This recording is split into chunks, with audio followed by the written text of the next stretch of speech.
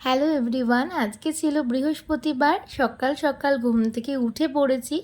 আর সকালবেলা আমার এই জানলার পাশটায় না কিছুক্ষণ দাঁড়িয়ে টাইম কাটাতে বেশ ভালো লাগে, কারণ খুব সুন্দর ফুরফুরে হাওয়া দেয় এই জানলাটা দিয়ে।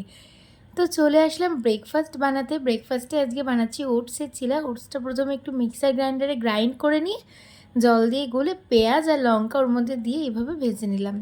তারপরে লাঞ্চের প্রিপারেশানে আজকে বানাচ্ছিলাম পমফ্রেট মাছ আর ভোলা মাছের কারি। তো স্নান করে চলে এসেছি, আর এই আইস রোলারটা তো আমি ইউজ করি, আর এটা না মেকআপের আগে ইউজ করলেও ভীষণ ভালো কাজ দেয়, কারণ মেকআপটা ইনট্যাক্ট থাকে। ও অফিস থেকে ফিরে পড়েছে আর দুজনে মিলেই রেডি হয়ে নিয়েছি, কারণ আজকে ছিল আমাদের একটা ইনভিটেশন, বার্থডে পার্টির ইনভিটেশন। সেখানেই আমরা দুজনে মিলে রেডি হয়ে বেরিয়ে পড়েছি।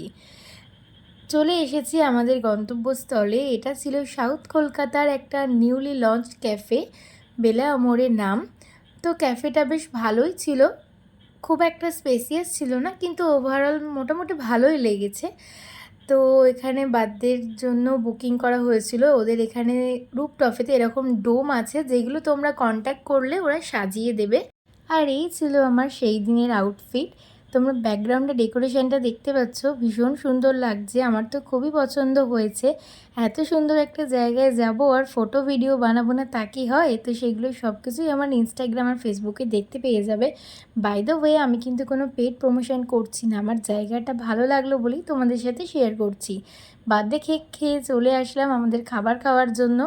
তো খাবারে অনেক কিছুই আইটেম ছিল, আর খাবারের টেস্টও আমার ওভারঅল বেশ ভালোই লেগেছে। দেখো, এখন চলে এসেছি আবার রুফটপেতে। এইটা হচ্ছে সন্ধেবেলার ভিউটা।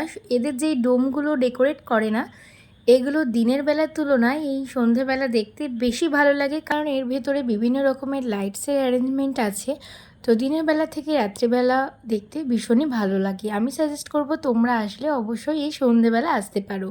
তারপরে তো আমরা ওখান থেকে বেরিয়ে পড়লাম। তো আমরা ভাবছিলাম যে একটু রবীন্দ্র সরোবরে যাব, যেহেতু ক্যাফেটা রবীন্দ্র সরোবরের কাছেই।